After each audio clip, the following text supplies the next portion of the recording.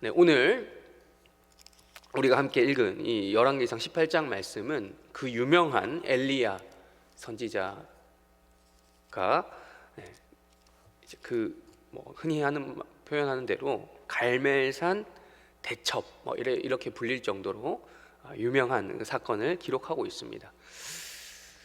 당시 이스라엘 백성들의 형편은 이제 매우 안 좋았었죠. 신앙적으로 매우 좋지 못했습니다.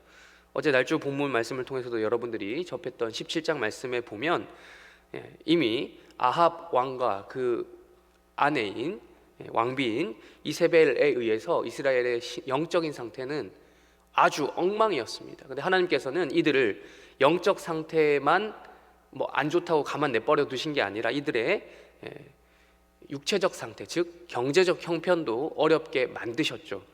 그 수단이 무엇이었습니까? 가뭄이라고 하는 수단을 통해서 이거는 이때만 특별히 내린 그런 사건이 아니라 이미 앞서 율법 가운데서 예고되었던 거죠. 너희들이 우상 숭배를 하면 내가 비를 내리지 않겠다라고 하는 하나님의 그 약속에 근거한 징계였습니다. 그래서 수많은 백성들이 이 가뭄으로 인해서 고생을 했죠. 그래서 먹고 사는 일들이 힘들었었습니다. 그러던 중 오늘 열왕기상 18장에 이르면 엘리야가 이제 자신을 드러냅니다. 자신을 숨기고 있다가 이게 늘 죽음의 공포 속에서 두려워하다가 이제는 때가 되었다 싶어서 아합과 이세벨에게 자신의 모습을 드러내고 영적 전쟁, 우리 전쟁 한번 해보, 누가 진짜 참신인지 한번 겨루어 보자라고 해서 갈멜산으로 모든 사람들을 다 공개적으로 모아서 한번 이게 하는 거죠. 한번 누가 이기나 한번 해보자 했던 것이죠. 근데 그러던 중에 여전히 그러니까 엘리야가 나타났음에도 불구하고 이스라엘 백성들의 태도에 대해서 기록하는 부분이 있습니다. 우리 열왕기상 18장 21절 우리 한번 읽어보겠습니다. 열왕기상 18장 21절 다 같이 함께 읽겠습니다. 시작. 엘리야가 모든 백성에게 가까이 나아가 이르되 너희가 어느 때까지 둘 사이에서 머뭇하려느냐. 여호와가 만일 하나님이면 그를 따르고 바알이 만일 하나님이면 그를 따를지니라 하니 백성이 말 한마디도 대답하지 아니하는지. 만약에 엘리야가 없었더라면, 이렇게 강하게 하나님이 여호와가 진짜 하나님이다 라고 이야기하는 자가 한 명도 없었을 때의 일이라면 지도자가 없으니까 그럴 수도 있다 싶겠지만, 물론 그것도 아니지만 그럴 수 있겠다 싶지만, 지금 엘리야라고 하는 다시 한번 옛날에 그 우리를 인도하셨던 여호와가 우리의 하나님이다라고 강력히 주장하는 이런 리더가 나왔단 말이죠. 엘리야가 나와서 우리 누가 진짜 신인지 다시 한번 겨뤄보자 해서 모든 백성들을 모았는데도 그 백성들의 입장은 무엇이었습니까? 머뭇하고 있었다. 그러니까 어디가 진짜인지 아직도 모르겠다. 그냥 일종의 방관자 역할, 관람객 정도로 이런 태도로, 이런 스탠스를 취하고 있었던 거죠. 그래서 엘리야가 결단을 촉구합니다. 언제까지 그 둘 사이에서 머뭇하려느냐라는 거죠. 그런 다음에 이런 백성이 그런 얘기를 엘리야로부터 전해 들었는데도 이들의 반응이 어땠습니까?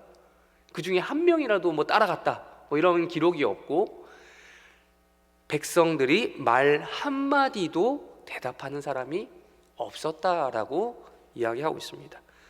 그때 22절에서 엘리야는 또 이렇게 이야기합니다. 우리 22절도 읽겠습니다. 시작. 엘리야가 백성에게 이르되 여호와의 선지자는 나만 홀로 남았으나 바알의 선지자는 450명. 일당 100을 넘어서서 일당 450명을 상대해야 했던 거죠, 엘리야가. 근데 우리가 지금 열왕기상 18장 앞부분은 안 읽었지만 엘리야가 혼자는 아니었습니다. 명확히 말씀드리면 엘리야 말고도 오바댜라고 하는 그 대신 신하, 아합의 신하인데 아주 경건한 사람이 있었어요. 그 사람에 의해서 100명의 선지자가 이제 숨어 지내던 선지자가 있었습니다. 여호와의 선지자. 근데 지금 엘리야의 고백에 따르면, 물론 그 사람들을 엘리야가 그 100명이 숨어 있다는 사실을 전에 들었거든요. 들었음에도 불구하고 지금 엘리야의 그 심정이 어땠습니까? 나만 홀로 남아 있다. 그러니까 100명의 존재를 엘리야가 몰라서 그랬던 것이 아니라 이미 알고 있었음에도 불구하고 이렇게 얘기했던 것은, 물론 갈멜산 현장이 그 100명과 함께하는 현장이 아니라 자기 혼자, 그리고 일당 450을 상대하는 순간이었지만, 이 엘리야가 계속해서 느끼고 있었던 심정적인 게 뭐냐면 나만 홀로 남아 있다라는 거죠. 여기 지금 저희가 새벽 예배 가운데 모여 있으니까 그래도 우리 해림교회 새벽 예배 나오시는 분들이 숫자가 꽤 되는 편이다라고 이야기할 수 있겠지만, 여러분들이 흩어져서 오늘 기도가 끝난 후 삶의 현장으로, 삶의 터전으로 나가 보시면 엘리야와 같은 고백이 나올 수밖에 없으실 거예요. 나만 홀로라는 거죠. 그나마 우리가 새벽 시간에, 정해진 시간에, 혹은 주일 예배 때 보면 우리 성도들 많이 오시잖아요. 그럴 때나 우리가 확인하는 거지, 많이 있다라고 확인하는 거지, 여러분들이 살아가는 대다수의 시간을 확인해 보면 나만 홀로라고 하는 고백을 할 수밖에 없다라는 겁니다. 엘리야도 아마 그렇게, 엘리야는 우리보다 도 훨씬 더 그런 고독함을 느끼지 않았을까요? 일종의 세상을 왕따시킨다 이런 말 들어보셨습니까? 내가 왕따가 아니라 내가 왕따가 되고 싶어서 세상을 왕따시킨다 라는 이런 고백이, 선지자적인 고독함을 지금 엘리야는 고백하고 있다라는 것이에요. 그러던 중에 이런 고독한 심정을 가지고 엘리야가 여차저차 이런 여러분들 잘 아시는 이야기가 진행이 됩니다. 이렇게 물을 이렇게 하고 물도 붓고 이렇게 불도 이렇게 하고 했는데, 어쨌든 물이 가득 찼을 때 36절에 우리는 주목해 보아야 될 표현이 있습니다. 36절을 우리 한번, 제가 앞부분인데 제가 그만할 때까지 읽어주시기 바랍니다. 36절 읽겠습니다. 시작. 저녁 소재 드릴 때에 이르러. 그만 읽으시겠습니다. 제가 주목하고자 하는 표현은 저녁 소재 드릴 때에입니다. 저녁 소재 드릴 때라는 표현은 이 엘리야가 안 하던 걸 갑자기 하는 걸 이야기하는 것으로 보이십니까? 아니면 그 반대인 것처럼 보이십니까? 안 하던 걸 하는 특별한 이벤트를 하는 게 아니라, 물론 갈멜산에 모아서 사람들을 모으고 이 바알 선지자 450명을 모았다는 것은 아주 특별한 이벤트는 맞습니다만, 이것 자체만 놓고 보면 엘리야는 특별한 이벤트가 아니라 늘 하던 걸 하는 거였어요. 저녁 소재를 드릴 때가 되어서 한 거예요.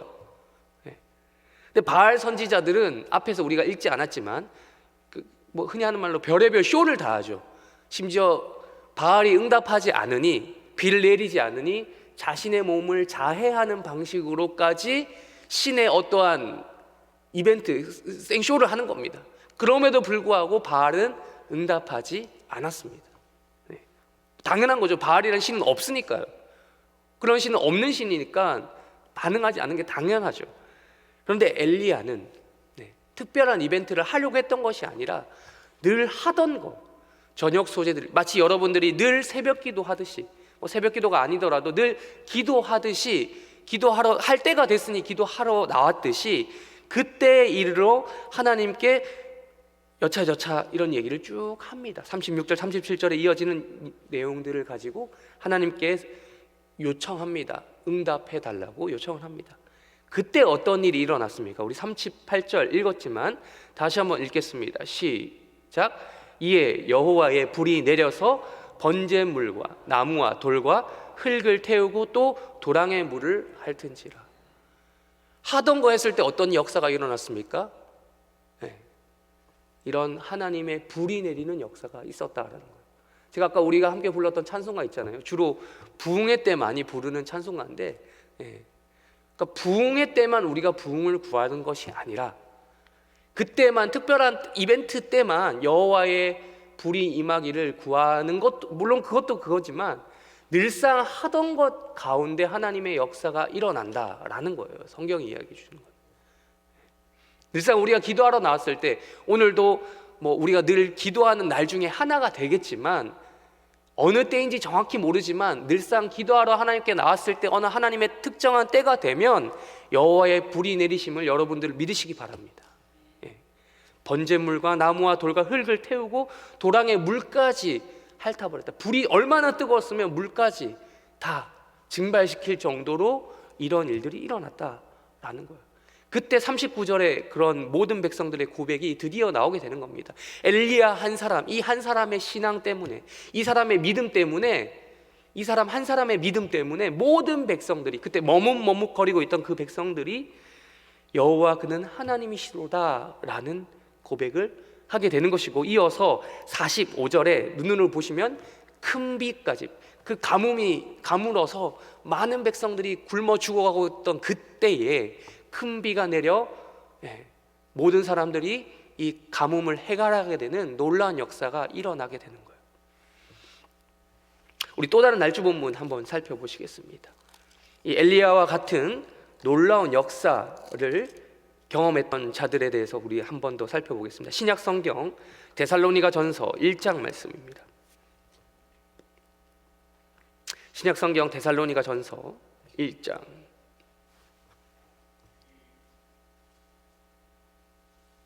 3절 말씀 우리 먼저 읽도록 하겠습니다. 3절부터 쭉 읽을 텐데요,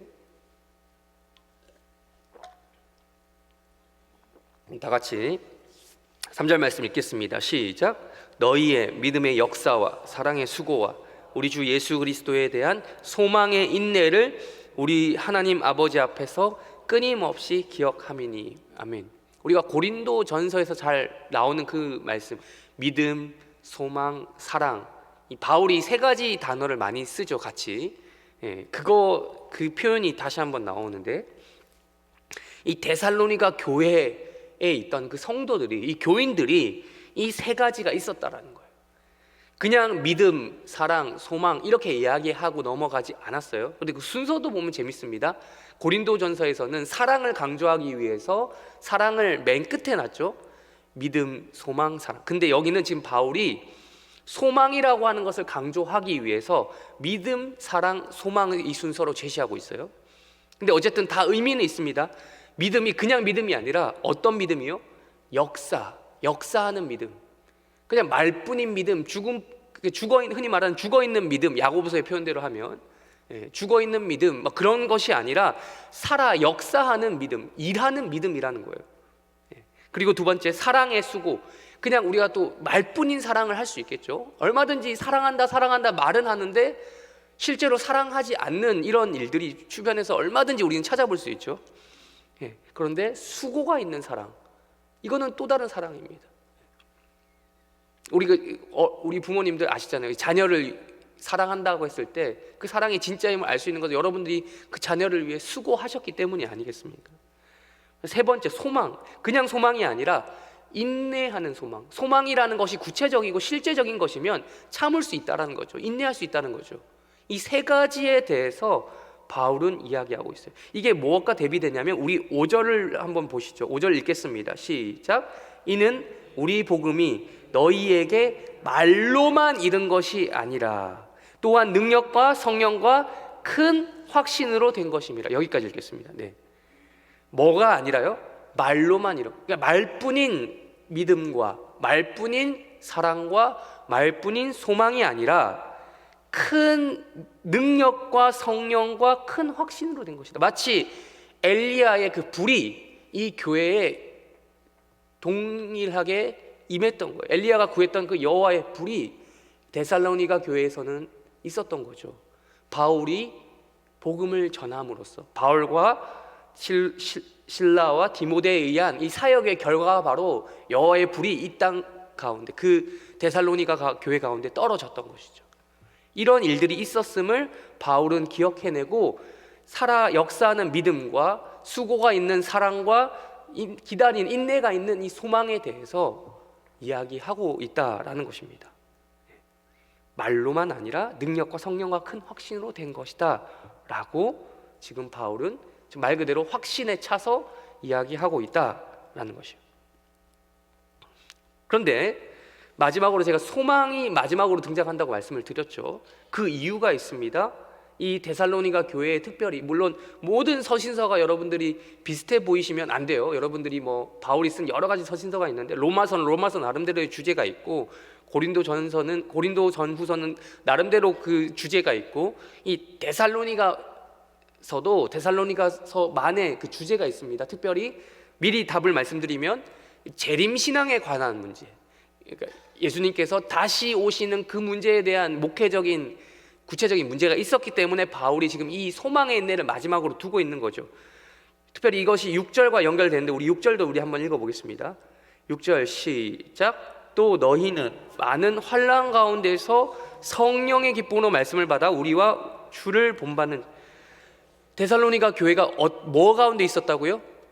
환난 가운데 있었다. 여러분, 초대교회, 특별히 뭐 데살로니가 교회만 그랬던 건 아니지만 초대교회의 특징이 무엇입니까?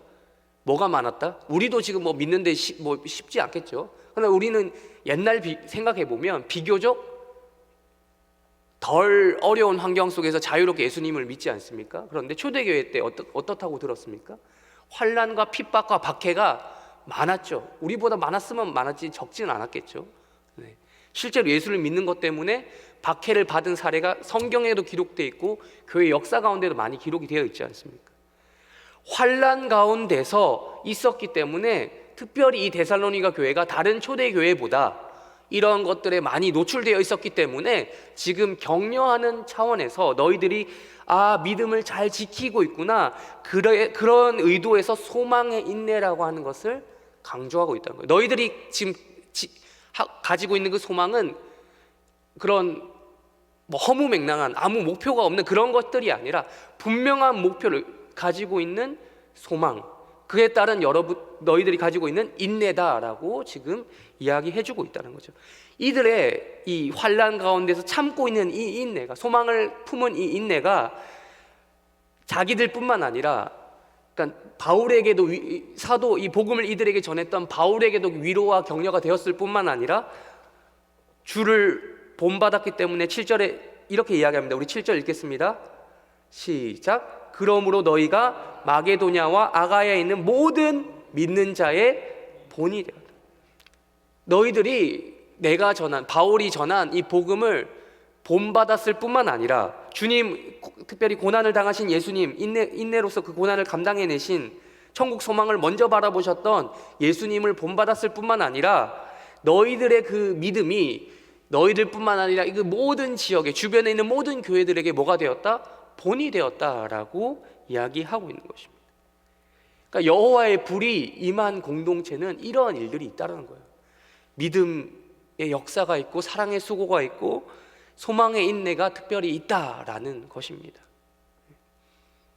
그래서 이러한 부분에 있어서 구체적으로 9절과 10절에서 바울은 이렇게 이야기합니다. 우리 9절과 10절도 이어서 읽겠습니다. 시작. 그들이 우리에 대하여 스스로 말하기를 우리가 어떻게 너희 가운데 들어갔는지와 너희가 어떻게 우상을 버리고 하나님께로 돌아와서 살아계시고 참되신 하나님을 섬기는지와 또 죽은 자들 가운데서 다시 살리신 그의 아들이 하늘로부터 강림하실 것을 너희가 어떻게 기다리는지를 말하니 이는 장래에 노하심에서 우리를 건지시는 예수시니라. 데살로니가 교회에 대해서 우리가 지금 시점에서 다 알 수는 없겠죠. 그 교회가 어떻게 생겼는지, 뭐 거기 누가 다녔는지 우리가 다 모르잖아요. 모르지만 이름도 뭐 많이 나오지 않으니까 모르는데,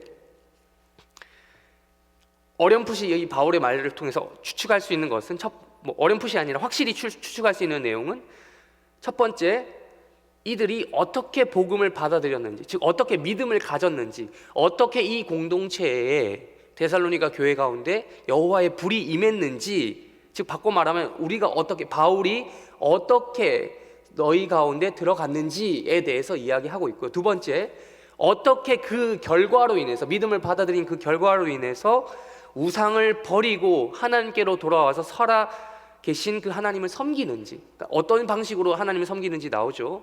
그러니까 그냥 대충 섬겼다, 대충 믿었다가 아니라 아주 확실하게 하나님을 섬겼다라고 이야기하고 있습니다. 마지막 이 세 번째가 이제 가장 큰 이슈인데, 죽은 자들 가운데서 다시 살리신 그의 아들, 즉 예수님이 그냥 하늘로 올라가시고 땡이 아니라 뭐 하신다고요? 하늘로부터 뭐 하신다? 강림하신다. 자, 이게 재림이죠. 재림 신앙을 너희가 어떻게 가지고 있는지, 어떻게 예수님을 기다리고 있는지를 말한다. 이들이 이 신앙에 대해서 이제 기다린다. 환난이 많았기 때문에 소망의 인내를 가진다라는 것을 이야기해주고 있다는 거예요. 이것을 통해서 우리는 오늘 말씀을 적용해 보려고 합니다. 오늘도 우리는 열왕기상 우리가 앞에 말씀에서 봤지만, 우리가 이제 여기서 모인 자들은 많아 보이지만 이제 흩어지면 각자 나 홀로라는 그런 입장으로 돌아가게 될 것입니다. 그때 수많은 이스라엘 백성들과 같은 자들에게 나아가겠죠.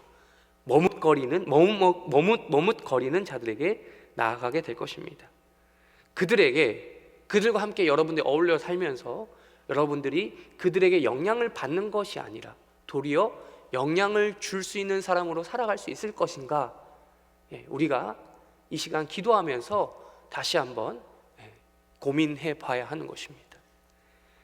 그럴 때 우리가 또 기도할 때 그냥 기도하는 게 아니라 저녁 소제를 드렸던 엘리야처럼, 우리가 늘 기도하러 나온, 우리 새벽 기도 나오신 여러분들이 늘상 하던 대로 새벽 예배 하실 때, 드리며 기도하러 나가실 때 하나님의 불이 역사하는 놀라운 일이 있기를 주님의 이름으로 축원합니다.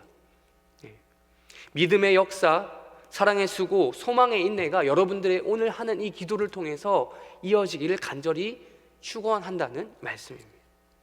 그때 여러분 가운데 다시 한번 예수님이 다시 우리 가운데 오실 것을 기대하는 그 마음이 있기 때문에 그들이 믿는 우상을 나도 다시 한번 따라가지 않노라 결단하는 그런 복된 하루가 되시기를 주님의 이름으로 축원합니다. 그렇게 우리가 오늘도 여호와의 불을 부흥의 때만 구하는 것이 아니라 오늘도 구하시며 기도하시는 그런 복된 하루, 이런 복된 새벽 기도 시간 되시기를 축원합니다. 우리 주기도문으로 기도하시고 각자 개인 기도 제목 가지고 기도하시다가 때가 되면 돌아가시기 바랍니다. 기도하시겠습니다. 하늘에 계신 우리 아버지여, 이름이 거룩히 여김을 받으시오며 나라의 임하옵시며 뜻이 하늘에서 이루어진 것 같이 땅에서도 이루어지이다.